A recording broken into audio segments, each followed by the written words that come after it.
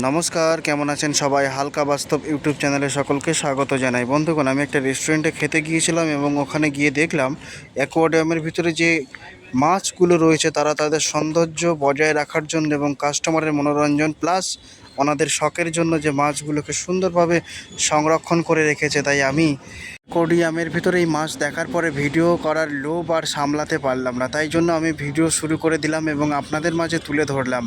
আপনাদের রিকোয়েস্ট করব ভিডিওটি শেষ পর্যন্ত দেখবেন এবং ভালো লাগলে লাইক কমেন্ট ও শেয়ার করতে ভুলবেন না। সাবস্ক্রাইব করে পাশে থাকবেন। প্রত্যেকটা মানুষের জীবনে কত রকমের শখ থাকে, তাই না? কেউ বিড়াল পোষে, কেউ কুকুর, কেউ মাছ, কেউ পাখি। এই ভদ্রলোক ওনার রেস্টুরেন্টে এগুলোকে সাজিয়ে রেখেছেন খুব যত্ন করে। তাই এরকম শখ কার কার আছে এবং কার পূরণ হয়েছে, কার পূরণ হয়নি, একটু কমেন্ট করে প্লিজ জানাবেন। আমার কাছে খুব সুন্দর লাগলো এই দৃশ্য। সত্যি কথা বলতে বন্ধু, আমরা মধ্যবিত্ত কিংবা নিম্ন মধ্যবিত্ত পরিবারের সন্তান, তাই আমাদের সকল চাওয়া পাওয়া শখ আহ্লাদ শখের জিনিস কোনো সময় পূরণ হয়, বেশিরভাগটা হয়ে ওঠে না।